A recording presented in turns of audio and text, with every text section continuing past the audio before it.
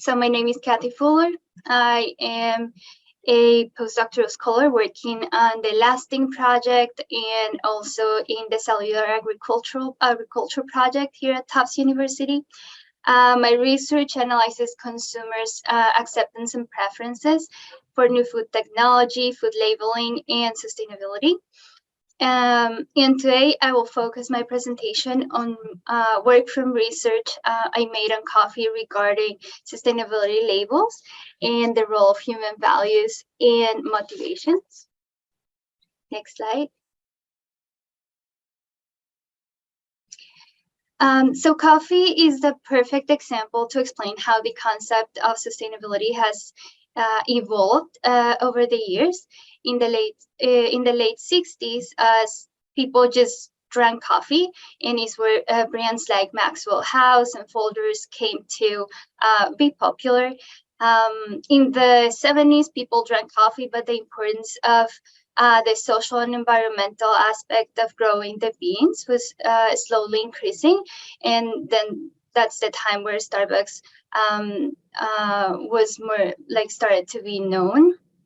And today, some people drink coffee of a particular type with a specific taste note from a specific country, a particular farm, and a specific farmer.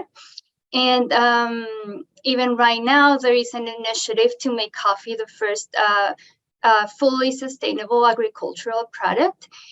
This initiative is called the Sustainable Coffee Challenge.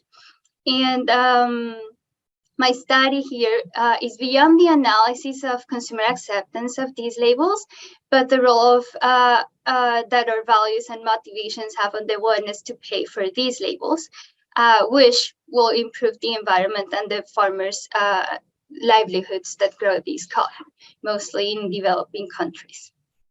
Next slide, please. So the human motivations that I analyzed are biospheric motivations that can be defined as a pro-environmental behavior to achieve positive outcome for the ecosystem. Altruistic motivations is a social behavior to achieve positive outcomes for another rather than for the self. Egoistic motivation or selfishness that refers to people that, considering all the options, they opt for the one that gives them the highest utility for themselves. And I also include the warm glow effect of giving, that is also called impure altruism, in that it hopes for an emotional reward of giving to others. It's similar to altruism, but there is a reward that is expected in return, and that is the joy and the satisfaction of doing something good for humanity and for society in helping others. So I asked participants questions to create an index for each motivation. And in this way, I was able to place a person's main motivations and associate them with their willingness to pay for sustainable coffee. Next slide. So for the willingness to pay, what I did was an auction experiment, and I auctioned sustainable coffee. So participants came to a lab in groups of 8 to 10 people, and I asked them to make their bids for coffee that differed only in the sustainability labels, as you can see in those pictures. I include different sustainability labels. Labels that you will be like normally you will see in the market, such as Rainforest Alliance, Fair Trade, Organic, and Direct Trade. And what they did is that they made their first 6 bids. And in this part, they didn't know what the labels exactly represented. So whatever previous knowledge they had was the only thing that they were able to use to make their bids. And then after they finished those 6 bids, I gave them a short description of what each of the labels represented. And although these initiatives try to tackle the whole concept of sustainability, they ended up focusing on something particular or specific. For example, the Rainforest Alliance focuses on diversity issues. Fair trade mostly tackling social issues, organic and reduction of chemical fertilizers, pesticides, or herbicides, and direct trade, which is not as known. They try to make efforts to develop a closer relationship between roasters and high quality coffee farmers in developing countries. So what they do is that they cut the middleman, which generates higher profits to coffee farmers. After I gave them this information, they made their bids again on the same exact 6 coffee bags, and that was the end of the experiment. In few words. Next slide, please.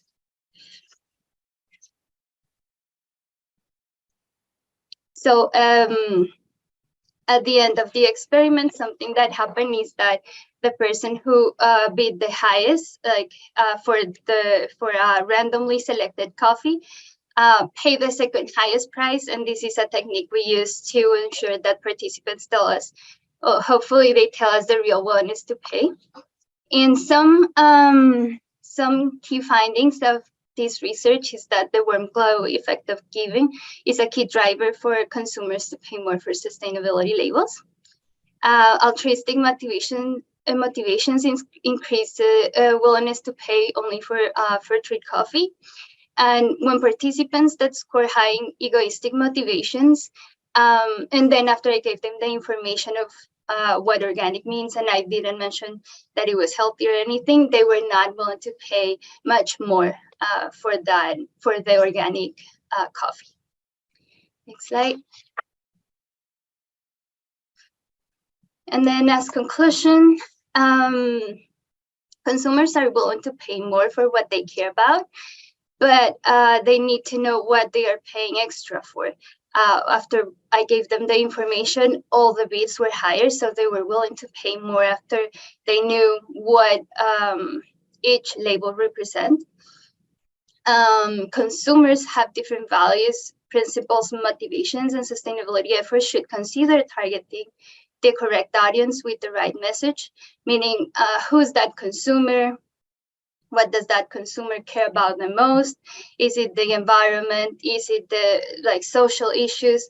And something that I want to finish with is what if a person doesn't care? If that consumer doesn't care about any of these issues? And farmers that follow sustainability standards but are not getting paid for them significantly negatively impact their livelihoods.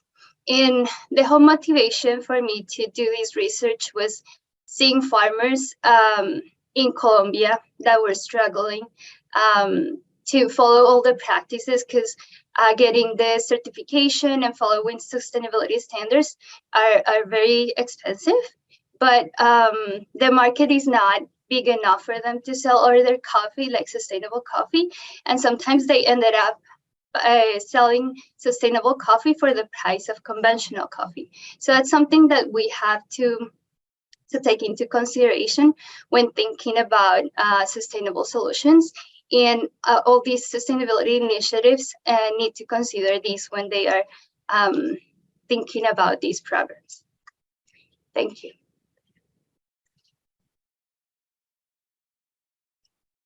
Now I'll pass it to Shijun.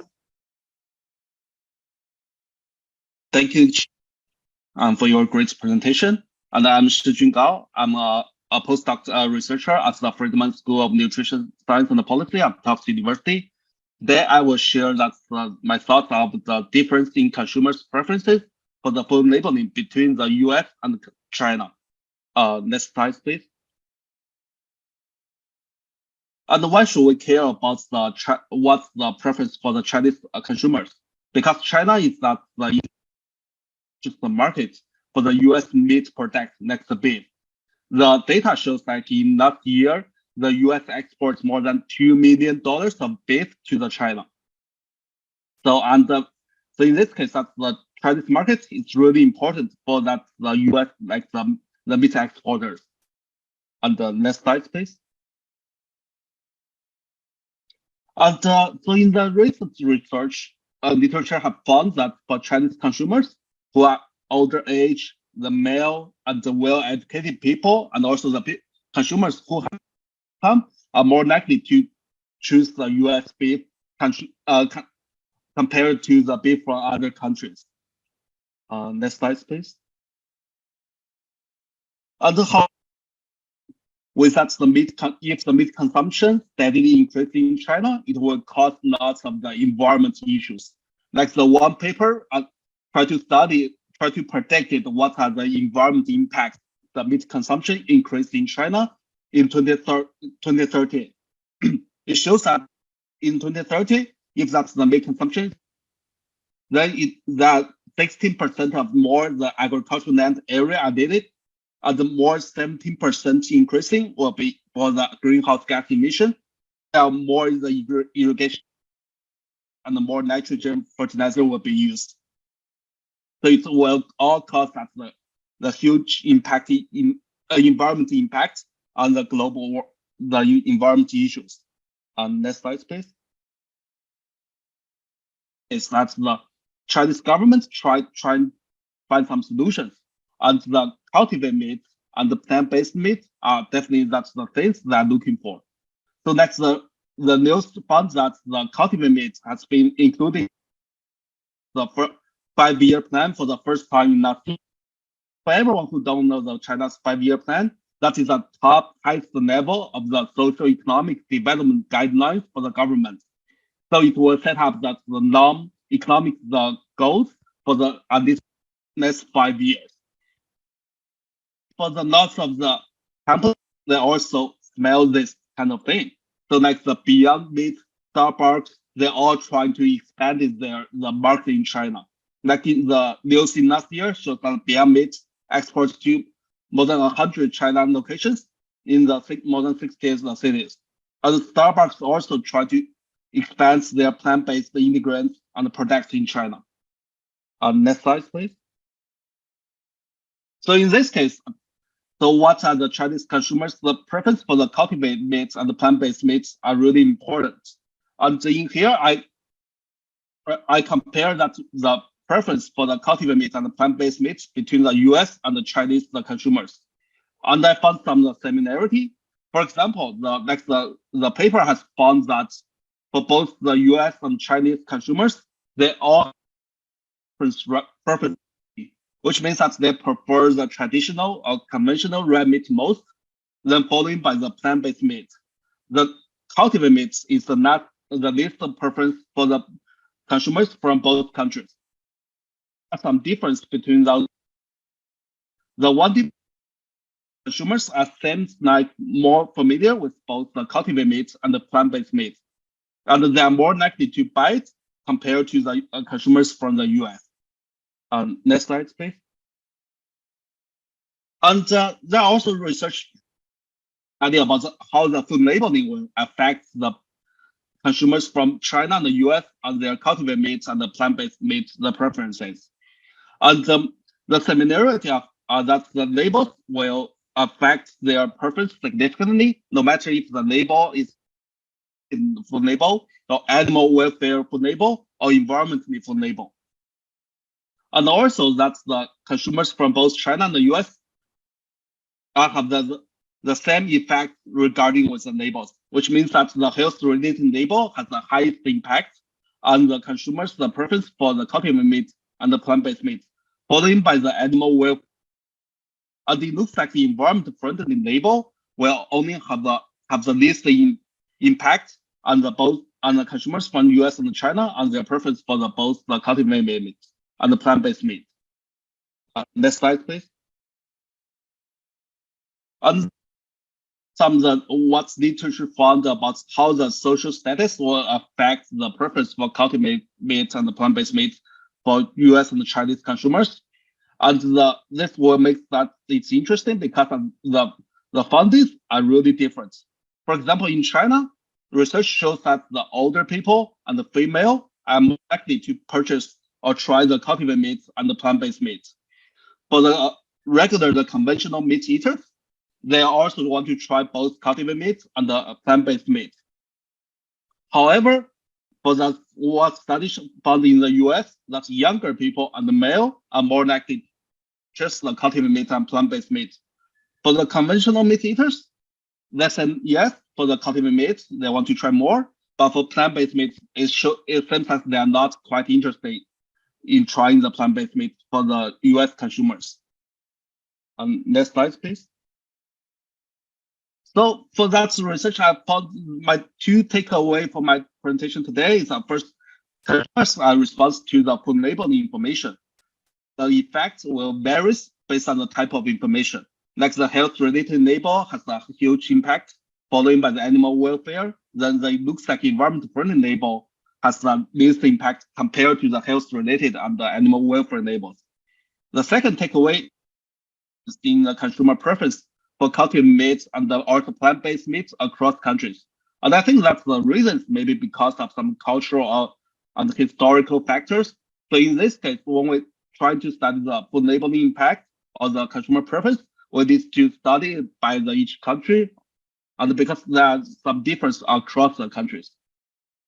And the next slide, please. Yeah, and next slide. Yeah, thank Right, I don't see any questions yet in the Q&A box, so if anyone does have a question, please feel free to add it now. We have about 10 minutes reserved for Q&A, so I'll give you a few minutes to be thinking about that.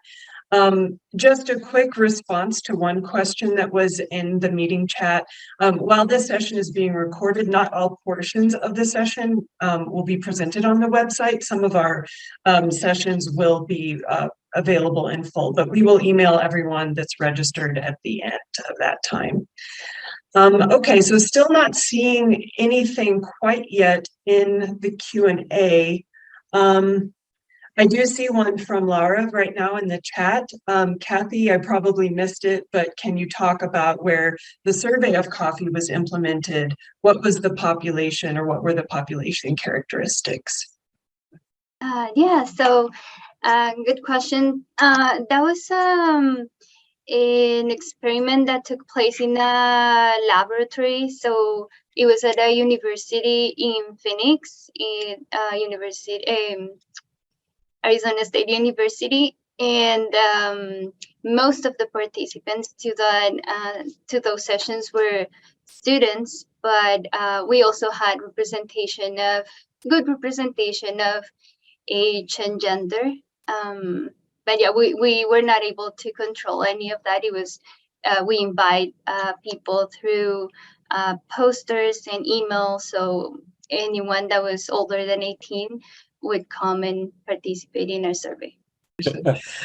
We did get another question in the chat. I would like to know about economic effects on the consumer preferences, since I am living in Iran and I am working on public preference related to food subsidies. But during my work, we have been confronted with a lot of decline in economy. So again, the economic effects on the consumer preferences. I think, yeah, I agree with Sean. I guess during this time of COVID and when prices were going up, and we still experience prices going up, it's hard on farmers that are trying to get certified and all that. The prices for them are also going up. So it's like everyone from the producer side and the consumer side, they're all affected by these high prices. So yeah, I hope we could do some work on comparing something before and now after COVID, but I agree with Sean, Kathy. I think that definitely the price will be the first increase will be first is the economic effects. But the one thing I want to add on it is what happens in the US after it looks like some people are trying to change their just purchasing behavior of food. For example, before they always go to the grocery store, but right now they are more likely to do the online shopping. So it will all affect it. That's how their preference when compared to what comes up in the grocery store. So I think it will all affect it. Yeah, and just quickly, in our last minute here, there's a related question in the chat that says, thank you for the presentation. For the new entrepreneurs in food tech startups, it's very costly to get the sustainable labels. And so to your point, Kathy, even to have their products have a lower carbon footprint, such as plant-based foods, what is the solution to this big barrier of the high cost of certifications? It seems to show sustainability is more accessible for bigger companies. Great point.